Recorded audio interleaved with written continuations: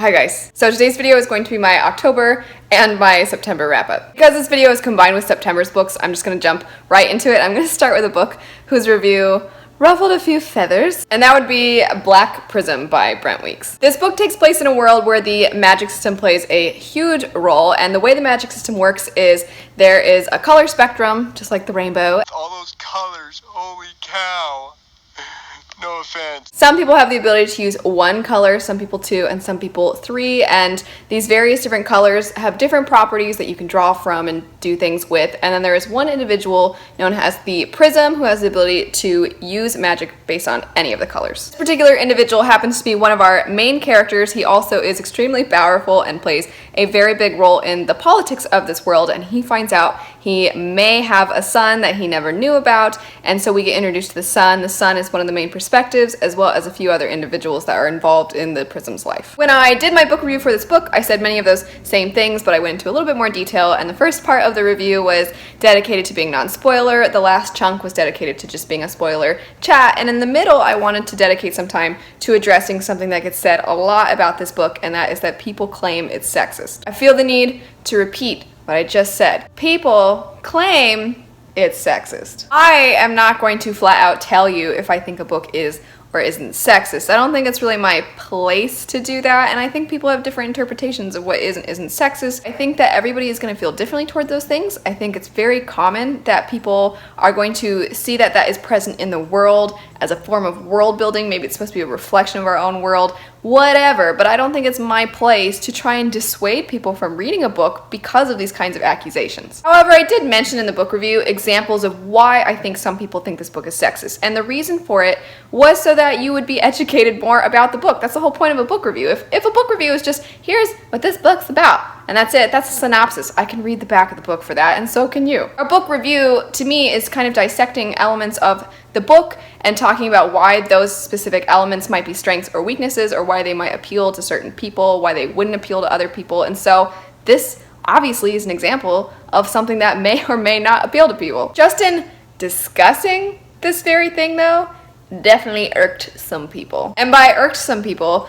I mean that some individuals decided to ask Daniel Green, who is another booktuber who really likes fantasy, who is awesome. They asked him to correct me, and it's really funny, given that this is what I said. With all those examples given, I want to reiterate 2 points, which is one, that just because some of those might have come across negatively to you doesn't mean, like Brent Weeks is a terrible person, and as an author's characters and the actions of an author's characters are not the actions of the author.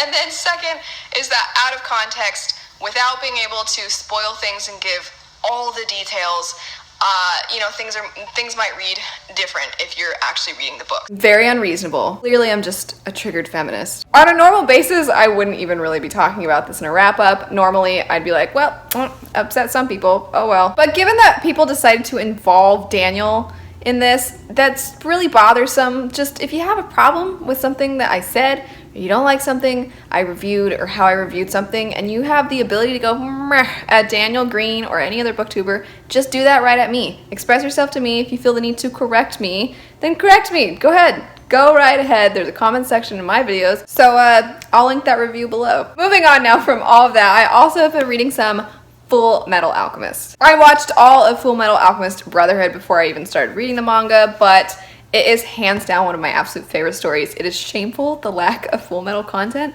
on my channel, and then it's going to change here very soon. Full Metal has my favorite cast of characters from any series. It doesn't matter if they're good guys or they're bad guys. Pretty much all of them are really cool. It also has this amazing ability to be both hilarious and really emotional. It follows these two brothers, Edward and Alphonse, who tried to use alchemy to bring back their dead mother, but things went terribly wrong, and one brother lost an arm and a leg, and the other one's soul had to be attached to a body of armor, and now these two brothers are trying to find a way to get their original bodies back. That honestly just scratches the surface of the story. It does start off kind of almost feeling happy-go-lucky, but very quickly starts getting kind of heavy and emotional, and you get a lot more to the characters. The character development is fantastic. The amount of depth that all the various characters has is fantastic. Next up, I want to talk about a book that I got from the library, so I don't have it to hold up for you, but it is the what's it called? A Reaper at the Gates by Saba Tahir. I'm definitely enjoying this series. I think I liked the third one more than the other two. I didn't dislike any of them, but I found that there was one character in the first one that I thought was really annoying, and then the second one they were all kind of whatever, and then in the third one, the character I used to find annoying started to become my favorite character, while a character that was meh before is now super stupid. If I ever make a video of least favorite characters, Laya is absolutely going on that list, because this chick, she has lots of ideals. She always wants to do the right thing. She's always having nice thoughts, but when it comes down to it, her nice thoughts turn into other people executing what she thinks is the right thing to do, because she's like, well, I can't do it, so you do it. Despite that, though, the third one was still my favorite of the three, mainly because I really liked that things got to be a little more political, and I always love when there's scheming, and there was a little bit of that, and I thought one of our characters definitely had to outmaneuver another character. I always appreciate that in books. But yeah, Laya. She's the worst. Next up, I have Muse of Nightmares by Laini Taylor. This is the sequel to Strange the Dreamer, which I will admit that I really loved both of these books. However, I have no problem saying that these books are not for everybody. And the reason is the writing style is very lyrical. It's very poetic. It's very pretty to the point where sometimes it gets to be a little tedious. I'm honestly not really a fan of that kind of writing for the most part. But I think Laini Taylor, in the first one, Strange the Dreamer, I think she did a good job of using that writing style to make the story feel magical and whimsical. I have multiple times described it as feeling like a fairy tale. And in the new one, I think that she lessened a little bit some of the excessive amounts of that whimsical writing style, and I think it was right on. I have done a review of the first one if you want more details about that one. I really don't want to give away spoilers about this one, but I will admit that for a while I was like, what the heck is going on? Because we start getting introduced to some other characters, and while I found their story interesting, I didn't know how it was going to tie into the other characters. I really honestly didn't care. I did care if it had been a different story, but for a while I was like, gah, like I just want to go back to the main characters, but in the end, it all came together and I loved it. Next up is the book that was the October buddy read, and that would be Strange Practice by Vivian Shaw. This follows a young woman who is the doctor to non-humans. It takes place in modern day in our own world, but people don't know that these non-humans exist. However, there is a group of radical murderous monks who have discovered the existence of these non-humans,